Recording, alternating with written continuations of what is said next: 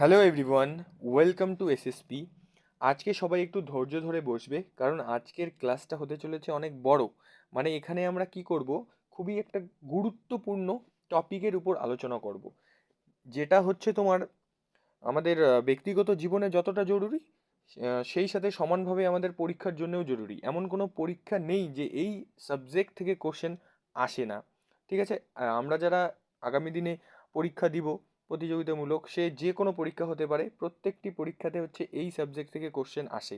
এবং এই সাবজেক্ট এই সাবজেক্টের আজকে যে টপিক নিয়ে আলোচনা করব, এই টপিকটা থেকে মূলত বেশি কোশ্চেন আসার সম্ভাবনা রয়েছে। ঠিক আছে?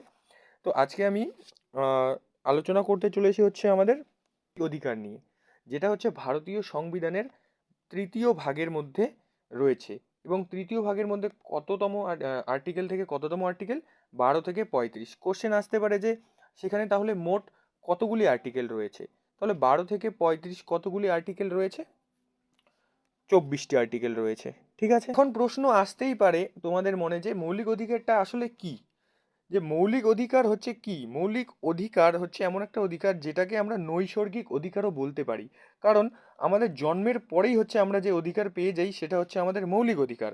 আর এই মৌলিক অধিকারকে ম্যাগনা কার্টাও বলা হয়। মানে এটা হচ্ছে তোমার ম্যাগনা কার্টার একটা অন্য দেশের শব্দ, এটাকে আমরা বাংলায় আমাদের ভাষায় বলি হচ্ছে প্রধান সনদ। ঠিক আছে? মানে প্রধান মানে কোশ্চেনটা এইভাবে আসতে পারে, কোন অধ্যায়কে ভারতীয় সংবিধানের প্রধান সনদ বা ম্যাগনা কার্টা বলা হয়? এটা হচ্ছে তোমার তৃতীয় অধ্যায়কে। আমরা এই যে সিস্টেমটা, মৌলিক অধিকারটা, এটা কোন দেশ থেকে নিয়েছি? এটা আমরা ইউএসএ থেকে নিয়েছি। ঠিক আছে? তো 2-3টে কোশ্চেন এখনো পর্যন্ত আমরা পড়ে ফেললাম। এবার হচ্ছে আর্টিকেল 12তে কি বলা আছে এবং 12 থেকে 35 অবধি আমরা পড়বো। তো ধৈর্য ধরে সবাই বসো, অনেক কিছু জানতে পারবে, অনেক ইন্টারেস্টিং ব্যাপার আছে ভিতরে। আমরা আজকে জানতে পারবো আমাদের কি কি পাওয়ার আছে, আমরা আমরা নিজেই যে অনেক কত পাওয়ারফুল, আমাদের অধিকারগুলো আমরা আজকে জানতে পারবো। ঠিক আছে? তো আর্টিকেল 12 যেখানে বলা আছে হচ্ছে মূল অধিকারের সংজ্ঞাটা। মনে করো আমরা কোনো জিনিস পড়লে সবার প্রথমে কি পড়ি? যে এই জিনিসটা কি বা এর বিষয়ে আমরা পড়বো সংজ্ঞাটা, পরিভাষাটা। ঠিক আছে? নম্বরে বলছে যে এখানে অ্যাকচুয়ালি স্টেটের কথা বলা আছে। স্টেট মানে কোন স্টেট? এটা কি ওয়েস্ট বেঙ্গল আর অন্যান্য স্টেটের কথা বলছে? না, এটা স্টেট না। স্টেট মানে হচ্ছে যেমন যে স্টেটগুলো হচ্ছে আইন তৈরি করে, যেমন ভারত সরকার বা ভারতীয় সংসদ বলতে পারো, বা রাজ্য সরকারের যে আইন প্রণয়নকারী শাসনকারী অংশ আছে, যেমন আমাদের স্টেট গভর্নমেন্ট যে রুল তৈরি করে, পৌরসভা থেকে কিছু নিয়ম, পঞ্চায়েত বা জেলা বোর্ডের মতো যে সমস্ত কর্তৃপক্ষ আছে তারা, বা অন্যান্য তোমরা স্ট্যাটুটরি বা নন স্ট্যাটুটরি বোর্ডের কথা বলতে পারো। যেমন আমি যদি উদাহরণ দিই, সেবি, হ্যাঁ, ওএনজিসি, সেইল, এগুলো যে আছে, এগুলোরও কিছু নিয়ম তারা তৈরি করতে পারবে। এই 12 নম্বরে বলেছে এটা। ঠিক আছে? যে তারা নিজের আইন প্রণয়ন করতে পারবে। ঠিক আছে? 13 নম্বরে কি বলেছে? 12 নম্বরে বুঝলাম আমরা। 13 নম্বরে কি বলেছে? যে স্টেট, যে স্টেটগুলো আমি বললাম 12 নম্বরে, ওই স্টেটগুলো এমন কোনো আইন মানে তৈরি করতে পারবে না যেটাতে হচ্ছে মূল অধিকার কারো ক্ষতি হয়, মূল অধিকারের ক্ষতি হয়। মনে করো আমাদের কোনো মূল অধিকারের ক্ষতি হয়, এরকম কোনো আইন যদি তারা তৈরি করেন, তাহলে সেই আইনটিকে রদ করে দেওয়া হবে। তার মানে এটাকে আমরা সংবিধানের ভাষায় কি বলি? অল্পীকরণ। সংবিধানের ভাষায় আমরা কি বলি? অল্পীকরণ। ঠিক আছে? যেমন আমি বলতে পারি যে কেশবানন্দ ভারতী যে কেসটা হয়েছিল 1973 সালে, সুপ্রিম কোর্ট রায় দেয় যে যদি কোনো সাংবিধানিক সংশোধন মৌলিক অধিকার লঙ্ঘন করে বা বিরোধিতা করে, তবে সেই সংশোধনের বৈধতা নিয়ে প্রশ্ন তোলা যাবে এবং সেই সংশোধন যেটা করা হয়েছিল সেটাকে অবৈধ ঘোষণা করা হবে। ঠিক আছে? এটা অনেক সময় প্রশ্ন আসে যে মৌলিক অধিকার সম্বন্ধীয় একটা যে তোমার কেস বা এরকম কেসের অনেকগুলো প্রশ্ন আসে। আমি একটা অন্য ভিডিওতে না কেস সম্বন্ধীয়গুলো বলে দেবো। আর যখন আমি পড়াবো তখন আমি কেসগুলোকেও উল্লেখ করে দেবো। ঠিক আছে? কোনো অসুবিধা। 12-13 আমরা পড়ে ফেললাম। এবার 14। 14 নম্বরটা খুবই ইম্পর্টেন্ট। হ্যাঁ, 14 নম্বরে কি বলেছে? যে আইনের চোখে সবাই সমান। ঠিক আছে? Equality before law. মানে কি? আইনের চোখে সমতার অধিকার।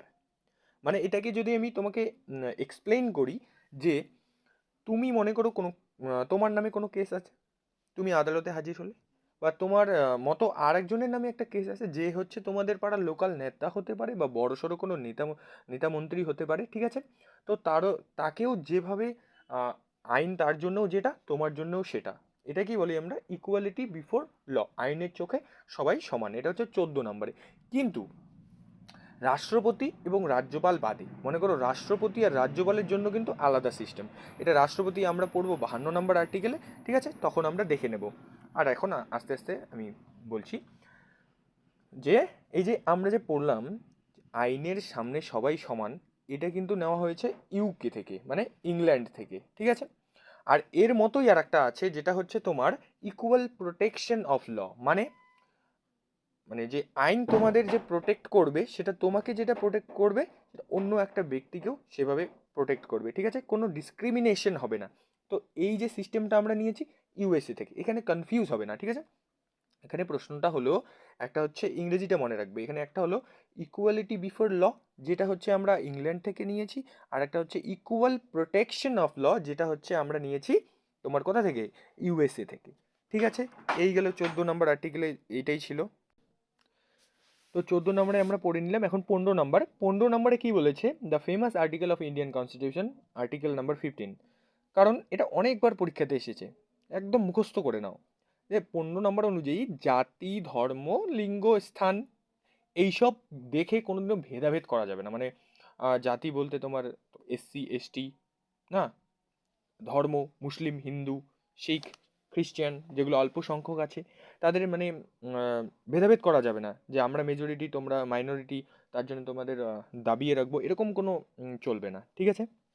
এটা হলো 15 নম্বর। জাতি, ধর্ম, লিঙ্গ, স্থান এগুলো বললেই, আর লিঙ্গ বলতে তোমার পুরুষ, মহিলা, আর থার্ড জেন্ডার যারা আছেন তারা। স্থান বলতে মনে করো কোনো খারাপ জায়গা থেকে আসে, গ্রাম শহর এরকমই ধরতে পারো, মনে রাখার জন্য, ঠিক আছে, কোনো অসুবিধা নেই, মনে থাকলেই হলো যে এটা 15 নম্বর আর্টিকেলে আছে, ঠিক আছে। 16 নম্বর আর্টিকেলে কি আছে, যে যে জায়গায় লোক নিয়োজন করে, মানে আমরা বলতে পারি সরকারি চাকরিতে সবাইকে সমান সুযোগ দেওয়া হবে। এখন তোমাদের মনে প্রশ্ন আসতে পারে, তাহলে এসসিদের কাট অফ কম, এসটিদের কাট অফ কম যায়, ইউআরদের আলাদা যায়। এটা হচ্ছে এখানে সংবিধানে বলা আছে যে পজিটিভ ডিসক্রিমিনেশন করা যাবে, পজিটিভ ডিসক্রিমিনেশন অ্যালাউ। কারণ সমাজে নিম্ন বর্গের যে লোকগুলো রয়েছে তাদেরকে সমাজে উচ্চ বর্গের লোকের সাথে যদি আমরা ইকুয়ালি একটা করতে চাই, তাহলে হচ্ছে আমাদের পজিটিভ ডিসক্রিমিনেশন করতে হবে, না হলে সমান করা সম্ভব না। কারণ সরকারি চাকরিতে এই জন্যেই তোমাদের এটা কিন্তু কি বলতো, এটা কিন্তু আর্থিকভাবে পিছিয়ে পড়ার জন্য না, মানে এসসিরা যে গরিব এই জন্য তাদের কম কাট অফ যায়, এটা কিন্তু না। এটা যেমন ইডাব্লিউএস এর যে সিস্টেমটা রয়েছে, ওইটা কিন্তু ইকোনমিক্যালি উইক যে ক্লাসটা রয়েছে না, ওটা হচ্ছে তোমার ইউআররা হতে পারে, আর ওটার মধ্যে ওটা হচ্ছে আর্থিকভাবে আর কি। আর এসসি এসটি যেটা আছে সেটা হচ্ছে, এটা মানে এক সময় এদের উপরে প্রচণ্ড অত্যাচার করা হতো, প্রচণ্ড ডিসক্রিমিনেট করা হতো উচ্চবর্গের লোকের দ্বারা। সেজন্যই হচ্ছে তোমার আর্টিকেল 16-এ বলা হয়েছে যে লোক নিয়োজনে বা সরকারি চাকরির ক্ষেত্রে সমান সুযোগ দেওয়া হবে, কিন্তু পজিটিভ ডিসক্রিমিনেশন জাতির আধারে, ভাষার আধারে এরা আরক্ষণ পাবে, ঠিক আছে, বোঝাতে পারলাম আশা করি। আর্টিকেল নাম্বার 17, আর্টিকেল নাম্বার 17 এটা হচ্ছে, এটাও ফেমাস একটা আর্টিকেল। এটা হচ্ছে অস্পৃশ্যতা বা আনটাচেবিলিটি আমরা যাকে বলি, মানে ছোঁয়াছুত, এটা করা যাবে না, ঠিক আছে। আগে তো এটা ছিল সবাই জানো, তো এটা করা যাবে না, এটা ফেমাস, মনে রেখে দাও। আর্টিকেল নাম্বার 17, এটা হচ্ছে তোমার অস্পৃশ্যতা বা আনটাচেবিলিটি, ঠিক আছে। আর্টিকেল নাম্বার 18, আর্টিকেল নাম্বার 18-তে উপাধির রদ করা হয়েছে, উপাধি রদ করা হয়েছে, মানে তুমি চাইলেই বলতে পারো না তোমার মনে করো তোমার নাম কি বলবো, তোমার নাম হচ্ছে রাজুদা, মানে রাজুদার পকেট পরোটা ফেমাস চলছে বর্তমানে, তোমার নাম রাজু, তুমি বলতে পারবে না যে আমি ডক্টর রাজু, ঠিক আছে। এই উপাধিটা তুমি নিতে পারবে না। এটা আহ, তুমি চাইলেই তুমি নিজেকে আইএস বলতে পাবে না, ঠিক আছে না, আইএস অফিসার, পুলিশ অফিসার তুমি চাইলেই হতে পারবে না। কিন্তু কারা উপাধি নিতে পাবে, যেমন র্যাঙ্ক থাকে, এসআই থাকে, আইপিএস অফিসার থাকে, ডিআইজি হয়, এরকম যে র্যাঙ্কগুলো আছে, তার মানে কারা, পুলিশ নিতে পারবে, সৈনিকরা নিতে পারবে, লেফটেন্যান্ট কর্নেল এগুলো যে হয়, মেজর, ঠিক আছে, এগুলো নিতে পারবে। আর শিক্ষা বিষয়ক টিচার যারা থাকেন তাদেরও র্যাঙ্ক থাকে, প্রফেসর, অ্যাসিস্ট্যান্ট প্রফেসর, এরকম থাকে, ডক্টর না, এরকম যে প্রফেশনাল আছে তারা উপাধি রাখতে পারবে, ঠিক আছে, বোঝাতে পারলাম আশা করি। আর আমরা সাধারণ মানুষ যারা ভারতরত্ন পাই, ঠিক আছে, যদি আমরা ভারতরত্ন পাই না, তো এটা আমাদের রাষ্ট্রপতি হচ্ছে আমাদের প্রদান করেন। আর আমরা যে তোমরা অনেকেই শুনেছো যে বিদেশ থেকে বিদেশি একটা কোনো উপহার পেয়েছে, যেমন কাইজারি হিন্দ পেয়েছিল না, মহাত্মা গান্ধী। তো এই যে উপহারগুলো যদি আমরা বিদেশি কোনো উপহার নিতে যাই, তাহলে হচ্ছে আমাদের আগে হচ্ছে আমাদের দেশের যে রাষ্ট্রপতি আছে তাকে জানাতে হবে, ঠিক আছে? তার অধিকার যদি আমরা পাই যে হ্যাঁ তুমি নাও, তার যদি অনুমতি পাই, তাহলে হচ্ছে আমরা অন্য দেশের নিতে পারবো, ঠিক আছে? আশা করি বুঝাতে পারলাম। তাহলে একবার রিভিশন করিয়ে দিই আমি, যে 12 নম্বরে পড়লাম আমি মৌলিক অধিকারের পরিভাষা, 13 নম্বরে পড়লাম কোনো স্টেট যদি এরকম কোনো আইন তৈরি করে যে মৌলিক অধিকার হানি হয় তাহলে সেটা রদ করে দেওয়া হবে, ঠিক আছে? যেটাকে অল্পীকরণ আমরা বলতে পারি, এটা বললাম 13 নম্বরে। 14 নম্বরে দুই রকমের সিস্টেম বললাম, একটা হচ্ছে তোমার আইনের চোখে সবাই সমান, যেটা আমরা ইংল্যান্ড থেকে নিয়েছি, আর একটা হচ্ছে তোমার ইকুয়াল প্রোটেকশন অফ ল, না? ঠিক আছে, এটা নিয়েছি আমরা ইউএসএ থেকে। আর সেখানেই আমরা দেখতে পারলাম যে রাষ্ট্রপতি এবং রাজ্যপালের কিন্তু ওই আইনের যে চোখে সবাই সমান, সেক্ষেত্রে কিন্তু রাষ্ট্রপতি আর রাজ্যপাল আলাদা, ঠিক আছে? এটা গেল। তারপর আমরা পড়লাম 15 নম্বর আর্টিকেল, যেখানে আমরা জাতি, ধর্ম, লিঙ্গ, স্থান নিয়ে ভেদাভেদ করা যাবে না, এটা পড়লাম। এবং 16 নম্বরে পড়লাম যে সমান সুযোগ দেওয়া হবে সরকারি চাকরির ক্ষেত্রে বা এরকম কিছু, ঠিক আছে? তো এই সমস্ত যে পড়লাম, এই 14 থেকে 18, এখানে আমরা যদি ভালো করে লক্ষ্য করি, 12-13 কথা বাদ দিলাম, 14 থেকে 18 যে আমরা পড়লাম, 17তে অস্পৃশ্যতা আর 18তে উপাধির যে সমাপ্ত করা হয়েছে, এখানে আমরা বললাম যে সবাইকে সমান অধিকার দিয়েছে। তার মানে কি, এই 14 থেকে 18 আর্টিকেলটাকে আমরা একসাথে যদি করি, একটা নাম দিতে পারি। কি নাম? সেটা হচ্ছে সাম্যের অধিকার।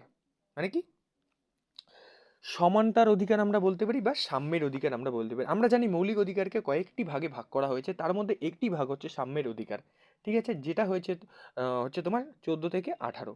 কেন সাম্যের অধিকার? কারণ 14 থেকে 18-তে সমানতার কথা বলা আছে, সবাই সমান, সবাই সমান, সবাই সমান, এইরকম বলা আছে, ঠিক আছে? আশা করি বোঝাতে পারলাম। তারপর আমরা পড়ব 19 নম্বর আর্টিকেল। 19 নম্বর আর্টিকেলে কি বলেছে?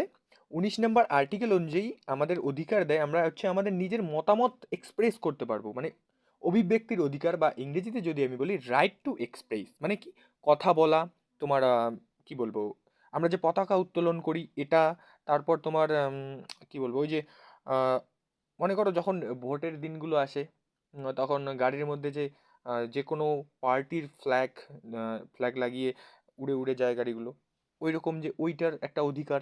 তারপর আমরা বাইকের মধ্যে অনেক সময় ফ্ল্যাগ লাগিয়ে ঘুরি, এইটার একটা অধিকার। মানে এই যে ছোট ছোট অধিকারগুলো আছে, এই অধিকারগুলো আমরা আর্টিকেলে 19-এ পাই। আর্টিকেল 19-এর মোট 60টি পার্ট ছিল আগে, এখন 6টি, আমি আস্তে আস্তে আসছি। তো 1 নম্বরেই বলা আছে রাইট টু এক্সপ্রেস, ঠিক আছে?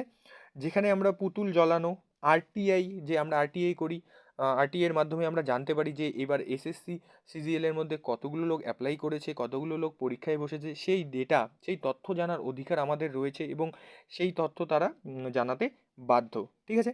এরকম আমরা জানতে পারি। বা আমরা কোনো, আমরা ভারতবাসী, আমরা কোনো নেতা বা আমরা প্রধানমন্ত্রীর জন্য কিছু আমরা বলতে পারবো, ওই মানে কোনো একটা স্কিম আনলো বা কোনো একটা সরকারি স্কিম চালু হলো, সেই ব্যাপারে আমরা আমাদের মতামত রাখতে পারি, যে আমাদের কীরকম লাগলো এই মতটা, আমাদের মতটাও ইম্পর্টেন্ট তাদের জন্য, ঠিক আছে? তো এই অধিকারগুলো হচ্ছে আমাদের আর্টিকেল 19-এর 1 নম্বর দেয়, ঠিক আছে? আর্টিকেল 19-এর 2 নম্বর কী দেয়? সভা কিন্তু হাতিয়ার ছাড়া, মানে সভা উইথআউট হাতিয়ার, কোনো অস্ত্র শস্ত্র ছাড়া হচ্ছে আমরা সভা করতে পারি। এই যে সভাগুলো হয়, ভোটের আগে যে সভা বা সম্মেলনগুলো হয়, এই সভা বা সম্মেলন করার যে অধিকার রয়েছে, এটা আমরা আর্টিকেল 19-এর 2 নম্বরে পাই, ঠিক আছে? মনে থাকবে। তারপর 3 নম্বরে কী পাই? এবার সভা যখন করলাম, সভা করার পর সবাই সভা করে একটা ডিসিশন নিলাম যে আমরা এখন সংগঠন বানাবো, ঠিক আছে? সংগঠন বানাবো, তাহলে আমরা সংগঠনও বানাতে পারি। কিন্তু সংগঠন যদি আর্টিকেল 13, যেখানে আর্টিকেল 13-কে বলা আছে যে এমন কোনো যদি সংগঠনের নিয়ম তোমরা তৈরি করো যেটা হচ্ছে তোমার মানুষের মৌলিক অধিকার হানি হবে, তাহলে কিন্তু তোমার সংগঠনটা ক্যান্সেল করে দেওয়া হবে, এটা মাথায় থাকে যেন, ঠিক আছে? তাহলে কি বললাম, 19-এর 1-এ আমরা মতামত প্রকাশ করছি, 19-এর 2-এ আমরা সভা করছি, আবার সভাতে আমরা ডিসিশন নিলাম সংগঠন করব, তাহলে এটা 19-এর 3-এ আমরা সংগঠন করছি, এবং 19-এর 4-এ সংগঠন করে আমরা প্ল্যান করলাম এবার আমরা পুরো ভারতে ঘুরবো। তাহলে পুরো ভারতে ঘোরার যে পারমিশন, আমরা পুরো ভারতে ঘুরতে পারি যে কোনো স্থানে, এই অধিকারটা আমাদের 19-এ আর্টিকেল নাম্বার 19-এর 4, ঠিক আছে? সংগঠন বানালাম, পুরো ভারতে ঘোরার প্ল্যান করলাম, এবার ঘুরতে গেলাম। এবার ঘুরতে গেলে তো একদিনে হবে না, আমাদের তো কোথায় না কোথাও থাকতে হবে। তো আমরা ভারতের যে কোনো জায়গায় বাস করতে পারি, এটা আমরা কত নাম্বারে পেলাম? 5-এ। 19-5, ঠিক আছে। সভা করলাম, সংগঠন বানালাম, ঘুরতে গেলাম পুরো ভারতে, এবং আমরা বাস করলাম যে কোনো জায়গায়। এবার বাস করলাম, বাস করার পর এখন কি আমাদের সম্পত্তি দরকার পড়বে ওখানে।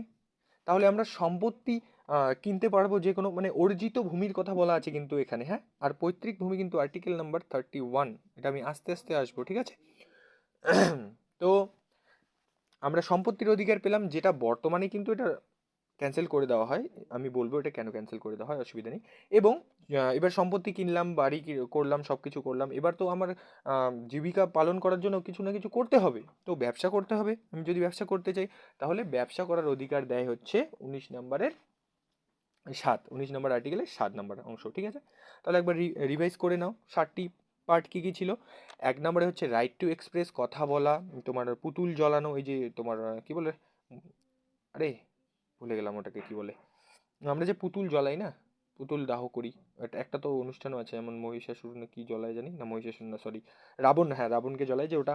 তারপরে আরটিআই, বা ওই যে তোমার প্রেস, যে মিডিয়া যে আসে সব ব্যাপারেই নাক গলায় মিডিয়া আইসা, তো ওই সিস্টেমটা হচ্ছে ওদের ওই অধিকারটা কে দেয়। যদি ওদের অধিকার না থাকতো যে আমাদের পার্সোনাল বিষয়ে এসেও কথা বলা, আমাদের কোনো বিষয়ে এসে নাক গলানো, তাহলে তো ওরা করতে পারতো না। ওদের এটা অধিকার আছে। আর্টিকেল নাম্বার 19-এর 1 নম্বর পার্ট হচ্ছে সেই অধিকারটা তাদের দেয়, জন্যই তারা হচ্ছে মাইকটা নিয়ে আমাদের মুখের সামনে চলে আসে, ঠিক আছে। তারপর 2 নম্বরে গেল সভা উইথাউট হাতিয়ার, 3 নম্বরে সংগঠন হলো, 4 নম্বরে ঘুরতে গেলাম, 5 নম্বরে স্টে করলাম, ঘুরতে গিয়ে কোথাও থাকলাম, 6 নম্বরে সম্পত্তি কিনলাম, 7 নম্বরে ব্যবসা করলাম, ঠিক আছে। এবার এই যে সম্পত্তি, এই সম্পত্তির গল্পটা আবার ইন্টারেস্টিং, কারণ সম্পত্তির অধিকার বর্তমানে মৌলিক অধিকার, আর এই মৌলিক অধিকার হচ্ছে এমন অধিকার যেটা হচ্ছে তোমাকে মনে করো কেউ তোমার কাছ থেকে ছিনিয়ে নিতে পাবে না। তাহলে সম্পত্তির অধিকার একসময় কি হলো, মনে করো তোমার বাড়ির সামনে রাস্তা একটা নতুন হবে, ঠিক আছে, সরকার ওই রাস্তাটা তৈরি করবেন, তো তুমি ওই রাস্তাটা তৈরি করতে দিবা না। এখন মনে করো এত বড় একটা রোড তৈরি হচ্ছে, তোমার বাড়িটার জন্য এমন একটা প্রবলেম হয়ে গেল, ওখানে একটা বাঁক নিতে হবে, টার্নিং নিতে হবে। সরকার বলছে যে তোমার এই জমিটা আমাকে দাও, এটা রাস্তা হবে। তুমি বলছো যে না না না, জমি তো আমার মৌলিক অধিকার, আপনাদের তো ক্ষমতাই নেই নেওয়ার, ঠিক আছে। তো এই বিষয়টাকে মাথায় রেখে এটা 44তম সংশোধন 1948 সালে, তখন প্রধানমন্ত্রী ছিল মোরারজি দেসাই। তিনি ওই প্ল্যানটা করেন যে হ্যাঁ ঠিক আছে, সম্পত্তির অধিকারকে এই মৌলিক অধিকার থেকে তুলে নিয়ে গিয়ে আর্টিকেল নাম্বার 300 যে রয়েছে, 300-র একটা নতুন অ্যামেন্ডমেন্ট করা হলো, করা হয়ে 300-এ নাম্বার আর্টিকেল একটা যুক্ত করা হলো, এবং সেখানে এই সম্পত্তির অধিকারকে রাখা হলো, এবং বলা হলো যে সম্পত্তির অধিকার এখন থেকে হচ্ছে আইনি অধিকার, মৌলিক অধিকার না। তার মানে হচ্ছে যে এই যে তোমার সম্পত্তি রয়েছে সেটা কোনো নর্মাল ব্যক্তি বা কোনো সংস্থা নিতে পারবে না, কিন্তু সরকার চাইলে নিতে পারবে, ঠিক আছে। আশা করি বোঝাতে পারলাম। এটা কততম সংবিধান সংশোধন, অনেকবার পরীক্ষায় এসেছে, 44তম সংবিধান সংশোধন। কত সালে? 1978 সালে, ঠিক আছে, মনে থাকবে।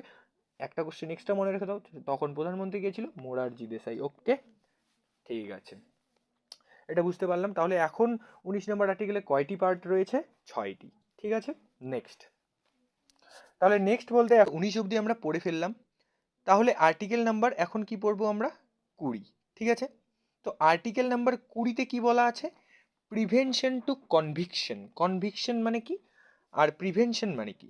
প্রিভেনশন মানে বাধা দেওয়া, মানে সংবিধান আর্টিকেল নাম্বার 20 অনুযায়ী তোমাকে বাধা দিচ্ছে যে জোর করে কাউকে আমরা দোষী বলতে পারবো না, যে হ্যাঁ তুই দোষী তুই দোষী, এরকম আমরা বলতে পারবো না, ঠিক আছে। যতক্ষণ না, মানে তুমি অপরাধী, তো তোমার নামে কেস আছে, তোমার নামে একটা কেস ফাইল হয়েছে যে তুমি এটা করেছো, এবং তোমার নামে কেস চলছে 8-10 বছর ধরে, কিন্তু এখনও তোমাকে কেউ অপরাধী বলতে পারবে না যতক্ষণ না আদালত তোমাকে সাজা ঘোষণা করে, ঠিক আছে। ওটা বুঝতে পারলাম। এই আর্টিকেল নাম্বার 20 অনুযায়ী ইউ হ্যাভ দ্য রাইটস, যে তোমাকে কেউ বলতে পারবে না যে তুমি দোষী, ঠিক আছে, যতক্ষণ না আদালত তোমাকে এটা দোষী সাব্যস্ত করে। ওকে, দেন এবার হচ্ছে এই আর্টিকেল 20 অনুযায়ী আমরা 3টে জিনিস পড়বো। কি কি? একটা হচ্ছে নো ডাবল জিওপার্ডি, একটা হচ্ছে এক্সপোস্ট ফ্যাক্টো, একটা হচ্ছে তোমার নো সেলফ ইনক্রিমেশন। জানি কিচ্ছু বুঝলাম না, এখন আমরা এটা রিয়েল লাইফে বুঝবো। নো ডাবল জিওপার্ডি মানে, মনে করো তুমি একটা ভুল করেছো, আমি ছোটোভাবে বলি, একটা ক্রাইম করেছো তুমি, তুমি ওই ক্রাইমের জন্য একবারই সাজা পাবে, এমন না যে তুমি মনে করো চুরি করেছো, তোমাকে 2 বছরের জন্য জেলে ভরে দিলো, এবার তুমি বাড়ি আসলে, এবার ওদের আরো ইচ্ছা করলো ওই তুই চুরি করেছিস না, চল তুই আর তোকে নিয়ে যাই, তাহলে হবে না। তুমি একটা ভুল করেছো, একটা ক্রাইম করেছো, একবার শাস্তি পেয়েছো, বাস তোমার ওটা ওখানেই শেষ, ঠিক আছে? এটা কি গেল? No double জিওপার্ডি। জিওপার্ডি কথার অর্থই হচ্ছে শাস্তি, আর নো ডাবল তো বোঝোই দুটো, ঠিক আছে? তারপরে এক্স পোস্ট ফ্যাক্টো যদি বলি, মনে করো 1980 সালে তুমি একজনকে মার্ডার করেছিলে, ঠিক আছে? তো 1980 সালে মার্ডার করার যে শাস্তিটা ছিল, ধরো ওটা কিন্তু না, আমি বলছি আর কি, 1980 সালে মনে করো মার্ডার করলে তোমার শাস্তির সিস্টেম ছিল যে 500 টাকা দিতে হবে, এরকম কোনোদিন হবে না তাও আর কি, ধরো তখন এটা ছিল। আর এখন তুমি 2024 সালে এসে তোমার আজকে হচ্ছে তোমার কেসের ডেট পড়েছে যে আজকে তোমার হচ্ছে সাজা শোনানো হবে। তাহলে কিন্তু আজকের ডেটে যে আহ, যাবজ্জীবন যে জেল হয় মার্ডার করলে, এটা এই শাস্তিটা তুমি পাবে না। তুমি কোন শাস্তিটা পাবে? 1980 সালের যেটা ছিল, ঠিক আছে? ব্যাপারটা বুঝতে পারলাম, মানে আমি অ্যাকচুয়ালি বলতে চাইছি যে তুমি যে সময়কালে ক্রাইম করেছো, সেই সময়কালে ওই ক্রাইমের যে সাজা দেওয়ার কথা ছিল, আজকেও বা 100 বছর পর হলেও সেই ক্রাইমের সেই সাজাই তোমাকে দেওয়া হবে। সাজা পরিবর্তন হলেও তুমি ওই সাজা পাবে না, ঠিক আছে? এটা কোনটা গেল? এক্স পোস্ট ফ্যাক্টো, ঠিক আছে? তারপর যদি আমি বলি নো সেলফ ইনক্রিমেশন, এটা কি? মানে নিজের বিরুদ্ধে তুমি বলতে পারবে না, ঠিক আছে? তুমি নিজে গিয়ে বলতে পারবে যে আমি দোষ করেছি, হ্যাঁ আমি দোষী, হ্যাঁ হ্যাঁ আমি দোষী, এটা তুমি বলতে পারবে। কিন্তু তোমাকে কেউ ফোর্সফুলি এটা বলাতে পারবে না যে হ্যাঁ তুই এটা বল, তুই দোষ করছিস, ঠিক আছে? এরকম কিন্তু করা যাবে না। এটাই বলেছে আর্টিকেল নাম্বার 20, এটাই আমাদের অধিকার দেয়, ঠিক আছে? মনে রাখবে, এগুলো সব কাজের জিনিস, মনে রাখলে জীবন অনেক কাজে লাগবে। যারা পড়াশোনা করো, পরীক্ষা দাও, তাদের জন্য তো গুরুত্বপূর্ণ, কিন্তু আমরা যারা পরীক্ষা দিই না, পড়াশোনা করি না, তাদের জন্য গুরুত্বপূর্ণ। এই জন্য এই ভিডিওটা সবাইকে শেয়ার করতে, ফ্যামিলি অ্যান্ড ফ্রেন্ডস, ঠিক আছে? শেয়ার উইথ এভরি ওয়ান, এটা জানা অনেক দরকার এগুলো, ঠিক আছে? তারপর আর্টিকেল নাম্বার 21। আর্টিকেল নাম্বার 21-এ আমরা কি পড়বো? আর্টিকেল নাম্বার 21-এ একটা মানে অনেক গুরুত্বপূর্ণ বিষয়, দেখো, লাইফ অ্যান্ড পার্সোনাল লিবার্টি, মানে স্বাধীনতার সাথে বেঁচে থাকার অধিকার দেয়। মানে এই আর্টিকেল অনুযায়ী তুমি যদি সুইসাইড করো তাহলে ক্রাইম, সুইসাইড করে যদি তুমি বেঁচে যাও, কেউ যদি তোমার নামে এফআইআর করে, তাহলে কিন্তু তোমাকে করে পানিশমেন্ট দিবে, আর তোমার জরিমানা দিতে হবে, মনে থাকবে? Suicide is a crime. মরে গেলে তো গেলে, কোনো অসুবিধা নেই, ঠিক আছে? এটা হলো আর্টিকেল 20 অনুযায়ী আমরা তাহলে আত্মহত্যা করতে পারবো না, আর কোনো ব্যক্তি কারো প্রাণ নিতে পারবে না। এই যে article number 21 life and personal লিবার্টির অধিকার দেয়, এই জন্যই তো হচ্ছে তোমার কাউকে হচ্ছে আমরা যদি খুন করে ফেলি তাহলে আমাদের শাস্তি হয়। কেন হয় বুঝতে পারলে এবার? কারণ সংবিধান আমাকে তাকে আমাকে সবাইকে বেঁচে থাকার অধিকার দিয়েছে, কারো জীবন কাউকে নেওয়ার অধিকার দেয়নি। তো তুমি যদি কারো প্রাণ নিয়ে নাও তাহলে হচ্ছে তোমার শাস্তি হবে, ঠিক আছে? এবং আমরা যদি লক্ষ্য করি যে গাড়ির গাড়ি নিয়ে যখন বের হই আমরা হেলমেট পরে যাই, কারণ হেলমেট না পরলে চালান কাটে। কিসের জন্য কাটে তাহলে?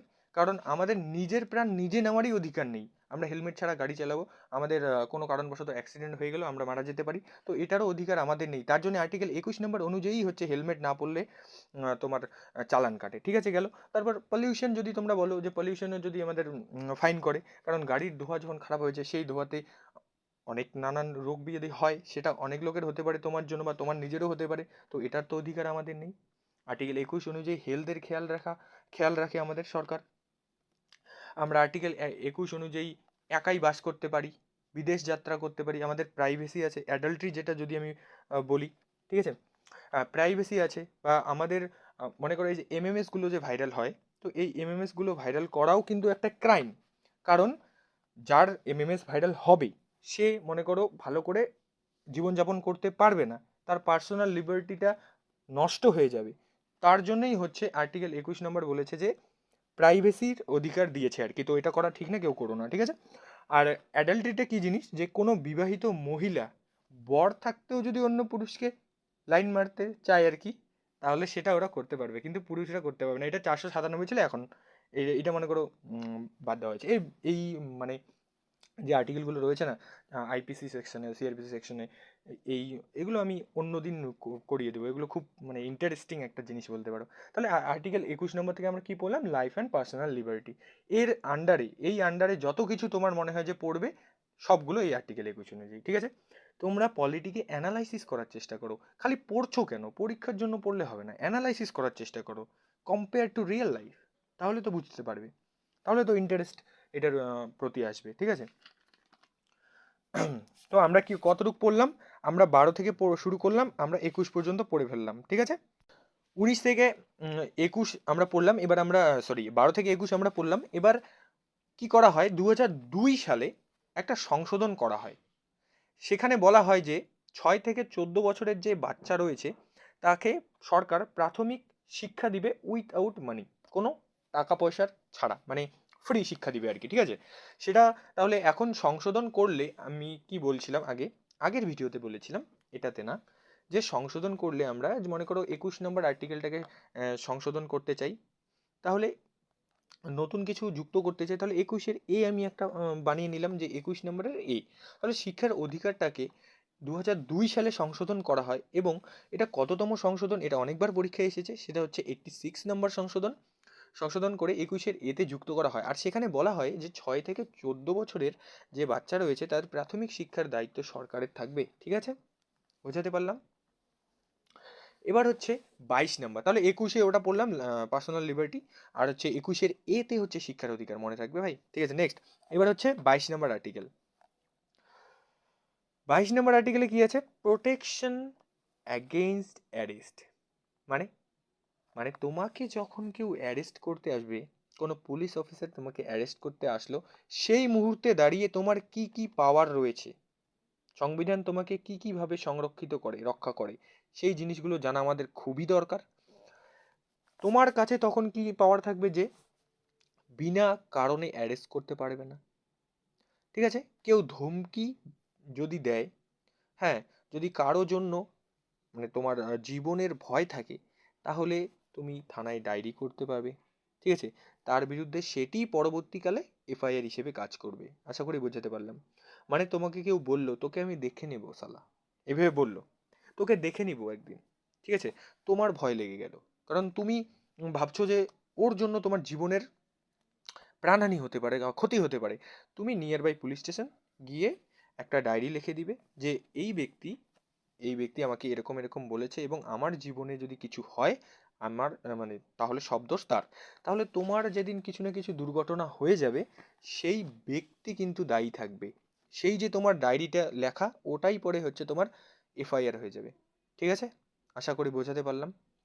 এই আর্টিকেল 22 অনুযায়ী দুই রকমের আর কি তোমরা অ্যারেস্ট সিস্টেম দেখতে পাবে, কীরকম, একটা হচ্ছে পুনেটিভ, একটা হচ্ছে প্রিমেটিভ। মানে একটা হচ্ছে প্রিভেন্টিভ ডিটেকশন, আমি ভালো করে বলি, একটা হচ্ছে পুনেটিভ, একটা হচ্ছে প্রিভেন্টিভ ডিটেকশন। মানে পুনেটিভটা কোনটা, যেটা হচ্ছে তোমার দণ্ডমাত্মক আমরা বলতে পারি, যেটা হচ্ছে অপরাধ করার পর, মানে তুমি একটা কোনো ভুল করলে তারপর তোমাকে ধরে জেলে নিয়ে যাবে এবং শাস্তি দিবে, সেটা হচ্ছে তোমার পুনেটিভ, ঠিক আছে। যেটাতে তোমার তোমাকে যদি ওই হিসেবে ধরতে আসে কেউ, তাহলে তোমার অধিকার আছে, তুমি ওয়ারেন্ট দেখতে পারবে, এবং 24 ঘন্টার মধ্যে তোমাকে ইয়ে করে কোর্টে পেশ করতে হবে। আর পছন্দ মতো তুমি হচ্ছে লয়ার রাখতে পারবে, তোমার তিনটে অধিকার আছে, ঠিক আছে। তুমি ওয়ারেন্ট দেখতে পারবে, 24 ঘন্টার মধ্যে তোমাকে কোর্টে নিয়ে যেতে হবে, এবং পছন্দ মতো তুমি লয়ার রাখতে পারবে। যদি এই তিনটার মধ্যে 24 ঘন্টার মধ্যে যদি তোমাকে কোর্টে পেশ না করে, তাহলে তুমি আর্টিকেল 32 অনুযায়ী হেভিয়াস কর্পাস যে রয়েছে, হেভিয়াস কর্পাস, এটা হচ্ছে একটা রিট, যেটা হচ্ছে জারি করে হাইকোর্ট এবং supreme court, both of them, কিন্তু এটা আর্টিকেল ভেরিয়াস, মানে 32 নম্বর আর্টিকেল অনুযায়ী সুপ্রিম কোর্ট, এবং 226 নম্বর আর্টিকেল অনুযায়ী হাইকোর্ট। এগুলো আমরা আস্তে আস্তে আসবো, কোনো সমস্যা নেই, পুরো সংবিধান আমরা গল্পের মতো করে পড়ে ফেলবো, ঠিক আছে। আর একটা কি, তোমরা অনেক সময় দেখেছো যে বড় বড় নেতাদের কি করে, আগেই আটকে রাখে, ওদের যেতে দেয় না, ওটা হচ্ছে ভাই প্রিভেন্টিভ ডিটেকশন। মানে কি, মানে অপরাধ করার আগেই যে ওরা বুঝে যায় যে এটা এটা এরকম হতে পারে, তো তখন এটাকে আটকে দেয়, ঠিক আছে। এটা নিরোধ বলা হয়, ঠিক আছে, কোনো সমস্যা নেই। এটা তো এটাতে তোমাকে কোনো ক্ষতি করবে না, যখন ধরবে তোমাকে একটা জায়গায় মনে করো লক করে রাখা হবে, একটা সেটা হোটেলে হতে পারে, রুমে হতে পারে, তোমার বাড়িতে হতে পারে, লক করে রাখবে, এবং তোমার সাথে বাইরের জগতের সমস্ত কানেকশন হচ্ছে কেটে দেওয়া হবে, ঠিক আছে, বুঝতে পারলাম। আর কি কি আমরা পাই, মানে অধিকার, যে লেডিসকে লেডিস পুলিশই অ্যারেস্ট করবে, সূর্যাস্তের পর কিন্তু মহিলাকে গ্রেপ্তার করা যাবে না, ঠিক আছে। কিন্তু বিশেষ কারণে করতেও পারে, মানে খুব বড় সড়ক ক্রাইম হলে 24 ঘন্টার বেশি থানায় রাখতে পারবে না, 24 ঘন্টার মধ্যে জাজের কাছে যেতে হবে, এই সমস্ত আমরা পেয়েছি, ঠিক আছে। তা কাস্টাডি আমরা যদি বলি, একটা থাকে জুডিশিয়াল কাস্টাডি, ঠিক আছে? একটা থাকে পুলিশ রিমান্ড, যেখানে আর কি মারপিট হয়, 14 দিনের পুলিশ রিমান্ড যেখানে মারপিট হয়, ঠিক আছে? আর একটা তোমাদের বলে দিই, মনে করো এমন কোনো দিন হলো যে তোমরা বাড়িতে নেই, এবং বাড়িতে একটা কোনো ঝামেলা হয়ে গেছে কোনো একটা লোকের সাথে, এবং তারা হচ্ছে তোমার নামেও কেস দিয়েছে, ঠিক আছে? এবার তুমি তো বাড়িতে নেই কিন্তু তোমার নামে কেস দিয়েছে, তুমি কি করবে? তুমি অ্যান্টিসিপেটরি বেল নিয়ে নিবে। এই অ্যান্টিসিপেটরি বেলটা কি?